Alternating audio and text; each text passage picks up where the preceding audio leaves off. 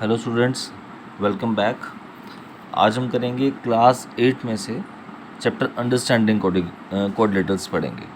आज थोड़ा सा इसका बेसिक देखते हैं, इसकी इंट्रोडक्शन पढ़ते हैं, क्या दिया इसकी इंट्रोडक्शन में, फिर आगे करेंगे। ठीक है, तो मैंने आपके लिए पहले से थोड़ा सा राइट डाउन करके रखा है कुछ बेसिक डिफाइंस इसकी, तो वो आज डिस्कस करेंगे। ठीक है, सबसे पहले इसमें आ रहा है प्लेन कर्व। अब प्लेन कर्व क्या होती है?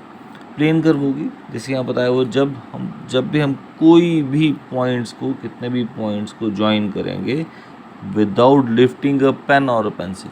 सिंपली मीन्स जब भी आप कोई भी फिगर बनाते हो बिना पेन या पेंसिल को उठाए हुए, जैसे कि मैंने यहाँ पे आपके लिए एक और ड्रॉ करके देता हूँ। ये स्टार्टिंग पॉइंट था, यहाँ से मैंने फिगर ड्रॉ की, ये कोई इस हिसाब से, ये क्या है, एक कर्व आ गई। बिना पेन या पेंसिल को उठाए हुए अगर हम किसी फिगर को ड्रॉ करते हैं, कोई पॉइंट्स को जोड़ते हैं, तो वहाँ से हमें क्या मिलता है? प्लेन कर्व मिलती है।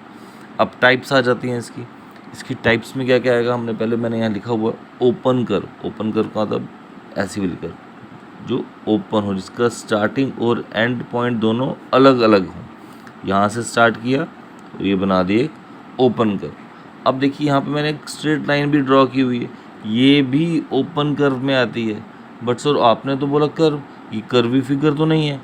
बट डिफाइन क्या है इसकी कि हम ऐसी फिगर ड्रॉ करें या ऐसे पॉइंट्स को ज्वाइन करें, पॉइंट्स को हमने ज्वाइन करना है बिना पेन या पेंसिल को उठाए हुए, वो चीज़ देखिए मेन वो है। ठीक, तो मैंने यहाँ से इसको स्टार्ट किया, मैं आपके लिए को ड्रॉ कर देता हूँ। देखिए यहाँ से मैंने स्टार्ट किया तो बिना पेन या पेंसिल उठाए वो ड्रॉ कर दिए, यहाँ से बिना पेन या पेंसिल उठाए ड्रॉ किया, तो ये भी क्या आ जाएगी हमारी, एक सिंपल कर्व में आ जाएगी। ठीक है, ओपन कर्व में आ जाएगी।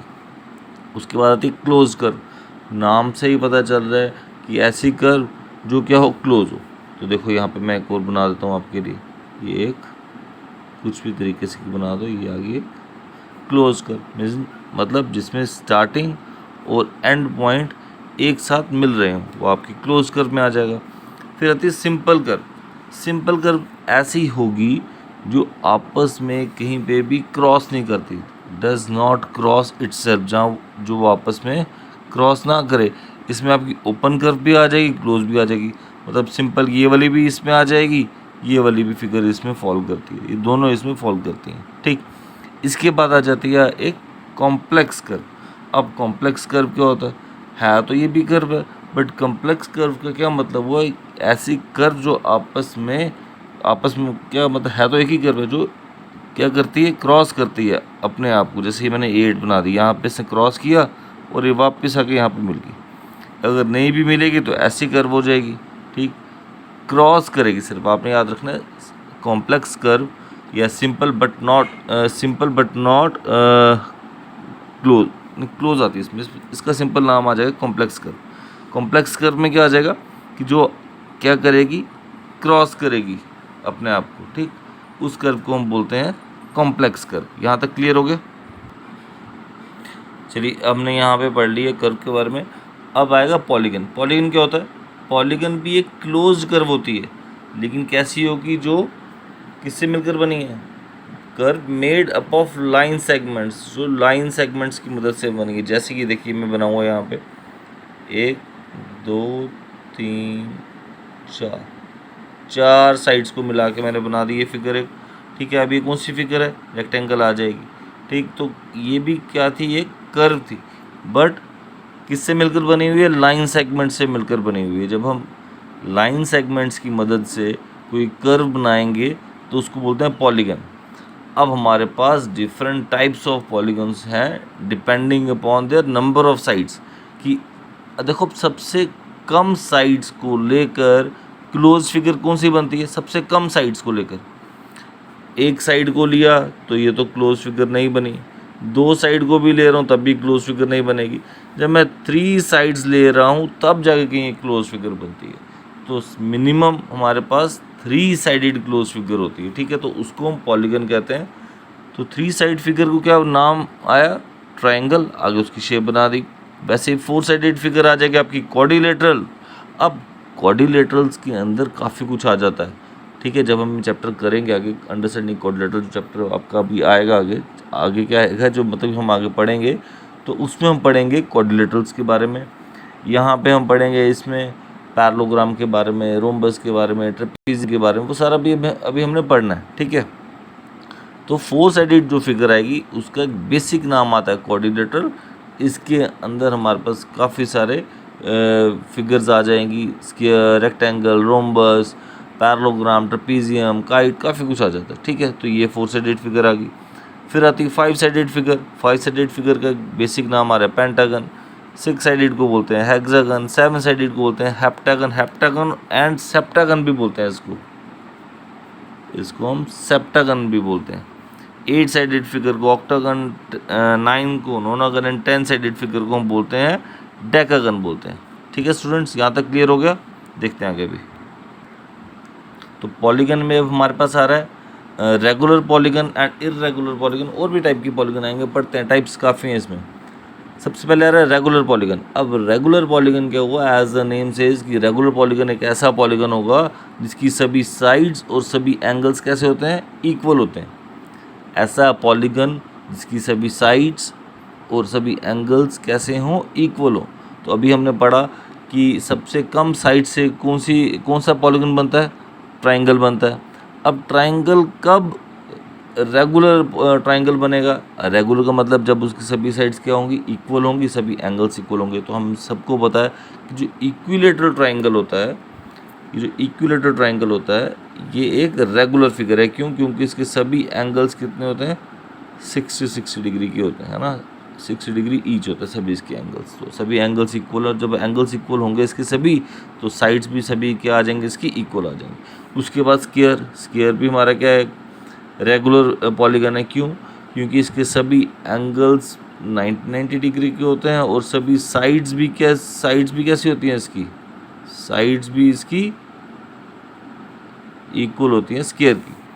उसके बाद जो फिगर्स बाकी आ जाती हैं 4 साइडेड फिगर के आगे जो आ जाती हैं, उसमें हम क्या करते हैं? अगर कोई रेगुलर फिगर हो तो उसके नाम के साथ हम रेगुलर लिख देते हैं। जब नाम के साथ रेगुलर आ रहा है, दैट मीन्स कि उसके सभी साइड्स और सभी एंगल्स इक्वल मेजर के होंगे। जैसे पेंटागन है तो उसके आगे हम लिख देंगे regular pentagon, regular hexagon, regular heptagon. तो उसका मतलब क्या होगा कि उसकी जो सभी साइड्स हैं और जो सभी एंगल्स हैं वो कैसे हैं? इक्वल। और इसके कॉरेस्पॉन्ड आ जाएगा हमारे पास अब इर्रेगुलर पॉलीगन। अब इर्रेगुलर पॉलीगन क्या हुआ? अगर रेगुलर पॉलीगन हुआ जिसकी सभी साइड्स और सभी एंगल्स इक्वल हैं, तो इर्रेगुलर में क्या होगा? कि साइड्स और एंगल्स डिफरेंट मेजर के होंगे। सिंपल सी बात है कि वो इक्वल नहीं होंगे, ठीक है। इसमें अब जैसे आइसोसेलेस ट्राइंगल आ जाएगा, उसकी 2 साइड्स इक्वल होती हैं, या स्केलिन ले लो जिसकी तीनों साइड्स डिफरेंट मेजर की होती हैं। रेक्टेंगल ले लो, एंगल्स तो सभी इक्वल हैं लेकिन ऑपोजिट साइड्स इक्वल होती हैं, बस चारों साइड्स इक्वल नहीं है। तो हमें सभी साइड्स भी इक्वल चाहिए, सभी एंगल्स भी इक्वल चाहिए। कोई भी प्रॉपर्टी अगर मिस होती है तो वो रेगुलर पॉलीगन नहीं रहता। तो रेक्टेंगल भी क्या रहेगा? इर्रेगुलर पॉलीगन रहेगा। इसके बाद हमारे पास आ जाता है कॉन्वेक्स पॉलीगन। कॉन्वेक्स पॉलीगन क्या है? अब कॉन्वेक्स पॉलीगन क्या होता है? ऐसा पॉलीगन जिसके जो डायगोनल्स हैं वो इंटीरियर में लाई करते हैं। A polygon whose diagonals lies in the interior portion. Diagonals जो हैं इंटीरियर पोर्शन में लाई करते हैं। जैसे ये मैंने फिगर बनाई, इसके डायगोनल्स जो हैं इंटीरियर पोर्शन में लाई करते हैं। अब डायगोनल क्या होता है आप सबको पता है, लेकिन मैं इसके बाद आपको डायगोनल का भी बताऊंगा। डायगोनल कितने होते हैं किस फिगर में, वो कैसे फाइंड करते हैं, वो भी अभी हम पढ़ेंगे, ठीक है। वो पढ़ते हैं, इसके बाद पढ़ते हैं। उसके बाद आ रहा है कॉनकेव पॉलीगन। अगर कॉन्वेक्स पॉलीगन हमारा आया जिसमें डायगोनल इंटीरियर में लाई करते हैं, तो कॉनकेव पॉलीगन क्या आएगा? ऐसा पॉलीगन जिसमें डायगोनल्स जो होंगे वो कैसे लाई करेंगे? एक्सटीरियर में लाई करेंगे। सर एक्सटीरियर में कैसे लाई करेंगे? देखो मैं आपके सामने यहाँ पे एक फिगर बना देता हूँ। सपोज जैसे देखो पॉलीगन बनाना ना, पॉलीगन हुआ एक close figure made up of line segment. ये आ गया एक लाइन, ये 2 लाइन, ये ऐसी, और ये भी क्या गया? This is also polygon. अब सर हम तो सिर्फ ट्राइंगल बनाते हैं, स्क्वायर बनाते हैं, पेंटागन बनाते हैं, हम जो मर्जी बनाते हैं, लेकिन जो बेसिक डिफाइन है पॉलीगन की वो क्या है? कि ऐसी कर्व जो लाइन सेगमेंट से मिलकर बनी हो, क्लोज कर्व, है ना। तो ये भी तो वही है, क्लोज है ना फिगर, क्लोज फिगर है, कहीं से फिगर ओपन नहीं है और लाइन सेगमेंट की मदद से बनी, तो ये भी क्या है? पॉलीगन। और इस पॉलीगन में जो डायगोनल है वो कहाँ लाई कर रहा है? बाहर में लाई कर रहा है, ठीक है। अभी मैं आपको ये फिगर एक बार वापस से बना के भी बताऊंगा।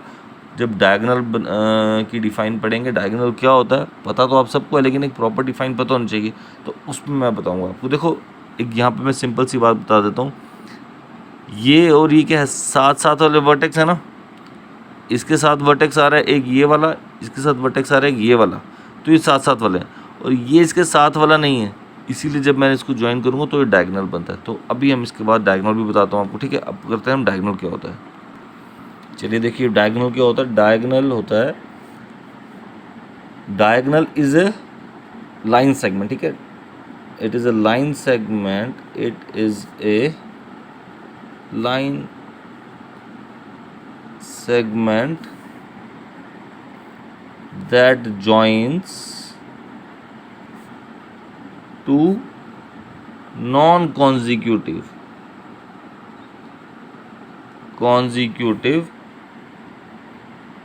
vertices of a polygon। अब सर डिफाइन तो हम सबको पता है, डिफाइन लिख दी, बट होता क्या है देखो, अब मैंने क्या बोला, पॉलीगन, पहले एक पॉलीगन बना लेता हूँ फिर आपको समझा देता हूँ क्या होता है ये मैंने एक पॉलीगन बना लिया, ठीक, ये एक पॉलीगन बना दिया।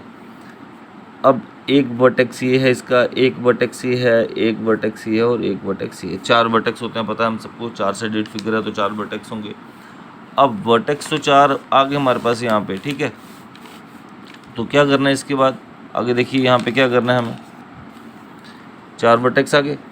अब मैंने बोला नॉन कॉन्जिक्यूटिव वर्टेक्स, ये और ये क्या है, अब चलो मैं ए लेता हूँ, ए बी सी डी। अब ए के कॉन्जिक्यूटिव होता है साथ वाला, ए के साथ कौन सा आ रहा है बी, और ए के साथ क्या आ रहा है यहाँ पे डी, तो ये इसके कॉन्जिक्यूटिव हैं, साथ साथ वाले हैं। अब हमने क्या लिखा, एक ऐसी लाइन सेगमेंट जो ज्वाइन करती है टू नॉन कॉन्जिक्यूटिव, साथ साथ वाले नहीं होने चाहिए, नॉन कॉन्जिक्यूटिव होने चाहिए। तो देखो यहाँ से जो लाइन यहाँ जा रही है, ये एक ऐसी लाइन सेगमेंट है जो 2 नॉन कॉन्जिक्यूटिव वर्टिसेस को ज्वाइन करती है। सिमिलरली जब बी की बात आई तो बी के लिए सी और ए क्या थे, कॉन्जिक्यूटिव, और बी के लिए जो डी था ये एक नॉन कॉन्जिक्यूटिव था वर्टेक्स। तो ये जब मैंने इनको बी और डी वर्टिसेस को ज्वाइन किया तो ये क्या बन गया, एक डायगोनल। अब आपको समझ आ गई डायगोनल क्या है।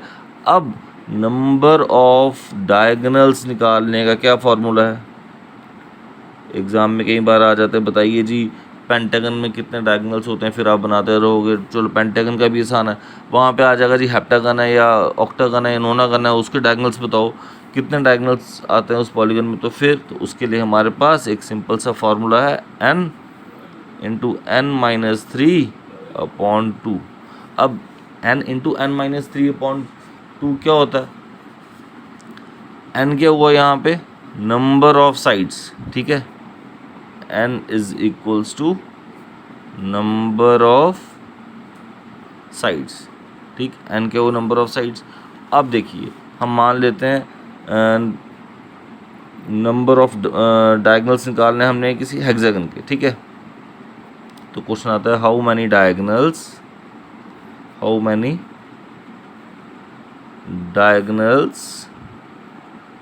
डज अ रेगुलर हेक्सागन या हेक्सागन हैव, ठीक है, हेक्सागन हैव, एक हेक्सागन के कितने डायगोनल्स होते हैं। तो हेयर मैं शॉर्ट में लिखूँ, ठीक है, here n is equals to, n का मतलब नंबर ऑफ साइड्स कितनी आ रही है यहाँ पे 6। हेक्सागन की हमें पता है कितनी साइड्स होती हैं, हेक्सागन की साइड्स कितनी होती हैं, 6 साइड्स होती हैं हेक्सागन की, ठीक, बना के भी देख लेंगे एक बारी। हेक्सागन की साइड्स होती हैं 6 और नंबर ऑफ डायगोनल्स निकालना है। अब नंबर ऑफ डायगोनल्स निकालना है तो फॉर्मूला आ गया n into n-3/2 which is equals to 6 minus 3/2। इसको सॉल्व करेंगे क्या आ जाएगा यहाँ पे आंसर हमारा 6 इंटू 6 माइनस 3/2, 2 3 ज़ा 6, 3 इंटू 3 9 डायगोनल्स बन जाएंगे हमारे। यहाँ तक क्लियर हुआ कि यहाँ पे हमारे डायगोनल्स कितने बन जाएंगे, 9 डायगोनल्स बन रहे हैं। यहाँ तक क्लियर बेटा। अब देखिए आगे कि 9 डायगोनल्स अब चेक भी करते हैं कि हमारे बनते भी या नहीं बनते। तो यहाँ पे एक हेक्सागन बना लेते हैं, 1 2 3 4 5 एंड 6। ठीक, तो अब देखो मैंने बोला नॉन कॉन्जुगेटिव वर्टेक्स को ज्वाइन करना है। ये आ गया 1, यहीं से आ करूँगा यहाँ पे ये 2, यहाँ से आ जाएगा 3 डायगोनल्स हो गए। अब यहाँ से देखो कहाँ कहाँ जा सकते हैं, 3 हो गए, यहाँ से आ गया 4, ये आ जाएगा 5, ये आ जाएगा 6। इसकी बारी आई, 6 हो गए, यहाँ से 6 से मैं जा सकता हूँ एक यहाँ पे 7, यहाँ पे जा सकता हूँ 8। अब इसकी बारी आई, 8 हो गए, अब एक ही चाहिए। अब देखो यहाँ से यहाँ पे नहीं जाना, यहाँ पे नहीं जाना, यहाँ से यहाँ जा सकता था, ऑलरेडी हो गया है, यहाँ से यहाँ पे ऑलरेडी हो गया, सिर्फ एक यही बचा था मेरा, ये वाला। देखो 9 हो गए। अब चेक करते हैं कि हमारा आंसर ठीक है नहीं। कैसे चेक करेंगे, कोई और वर्टेक्स से देखते हैं। यहाँ से यहाँ पे ऑलरेडी लाइन गई है, यहाँ से यहाँ पे भी लाइन सेगमेंट है, यहाँ से यहाँ पे भी लाइन सेगमेंट है। इसकी बारी आएगी, यहाँ से यहाँ पर भी है लाइन सेगमेंट, इधर भी आ गई है, इधर भी आ गई है, यहाँ से हमने ऑलरेडी चेक कर लिए। तो कितने बन गए, 9 डायगोनल्स। क्लियर हो गया ये सबको, ठीक है। चलिए देखिए यहाँ पे बार है कि अगर हमने किसी भी पॉलीगन के इंटीरियर एंगल्स का सम निकालना है तो कितना आता है। मैंने वही लिखा है कि sum of interior angles of a regular polygon के इंटीरियर एंगल्स का सम वो कितना आता है। तो देखिए इसके लिए एक सिंपल फार्मूला है हमारे पास, n-2 इंटू 180। क्लियर। अब पहले ज़रा सा बेसिक करते हैं जो हम छोटी क्लासेस से पढ़ते आए हैं कि sum of angles of a triangle is, सबको पता है, sum of angles of a triangle is 180, हमें सबको पता है। Sum of angles of a quadrilateral, मतलब स्क्वायर का, सबको पता है 360 आता है। Sum of angles of a quadrilateral is 360। Sir ये दो तो हमें याद है, बट इसके आगे अगर आ जाए 5 साइडेड, 6 साइडेड, 7 साइडेड, तो उसके लिए क्या करना है, तो वो हमें फिर सॉल्व करके आएगा। अब सॉल्व करना पड़ेगा उसके लिए हमें, ठीक है। अब सॉल्व करना तो क्या कैसे करेंगे, तो उसके लिए सिंपल सा फॉर्मूला ये आ गया। अब मैं यहाँ पे देख लेता हूँ, for n is equals to 5, मतलब कि 5 साइडेड फिगर, n 5 का मतलब क्या हुआ, पेंटागन। अब पेंटागन के इंटीरियर एंगल्स का सम कितना आता है वो देखिए, कि sum of interior angles of regular pentagon, sum of interior angles of a regular pentagon कितना आ जाएगा। पेंटागन का फॉर्मूला भी हमने पढ़ा, n-2 इंटू 180। यहाँ पे n क्या आएगा बताया, n कितनी आती है पेंटागन में, नंबर ऑफ साइड्स पेंटागन की 5 होती है, हमें सबको पता है। 5 - 2 इंटू 180, 5 - 2 कितना होता है, 3 इंटू 180। इसका आंसर कितना आ जाएगा, 540। ये एग्ज़ाम में आता है, 1 नंबर में या 2 नंबर में आता ही आता है, हर बार हमेशा ऐसा आता ही आता है, ठीक है। आपको पता भी होना चाहिए कि अगर आपको जैसे यहाँ पे 10 साइडेड फिगर आ रही है, या 11 साइडेड फिगर आ रही है, या 12 साइडेड फिगर आ रही है, तो क्या नहीं कैसे आंसर निकालना। तो सिंपल से यही फॉर्मूला आएगा, n-2 इंटू 180। ये आ गया इंटीरियर एंगल्स का सम निकालने का किसी भी पॉलीगन का, ठीक। इसके बाद अगर सर एक्सटीरियर एंगल का निकालना हो, देखो यहाँ पे इंटीरियर मैं ये बना देता हूँ, यहाँ पे पेंटागन भी हम बना देते हैं, 1 2 3 4 5। अब ये इसके सभी इंटीरियर एंगल्स का सम निकाला हमने, ठीक है, इंटीरियर एंगल्स का सम निकाला। अब इसमें एक चीज़ आपको पता होनी चाहिए, और कोई भी पॉलीगन हो, है ना, कोई भी पॉलीगन, चाहे वो ट्राइंगल है, चाहे वो स्क्वायर है, चाहे पेंटागन, चाहे हेक्सागन, अब उसके एक्सटीरियर एंगल का सम क्या होता है, तो देखिए sum of exterior angle of any polygon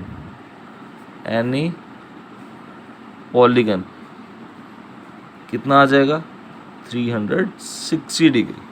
कोई भी पॉलीगन हो, स्क्वायर, रेक्टेंगल, रोम्बस, कुछ भी आ रहा है, 5 साइडेड फिगर, 6 साइडेड फिगर, सबका सेम आता है, चाहे 10 साइडेड फिगर है, चाहे 12 साइडेड फिगर है। एक्सटीरियर एंगल का जो सम आता है सभी की सभी पॉलीगन्स का कितना आएगा, 360 आएगा। ठीक है स्टूडेंट्स, आज की वीडियो यहाँ तक रखते हैं, नेक्स्ट वीडियो में नेक्स्ट टॉपिक पढ़ेंगे। ठीक है, चलिए, ओके।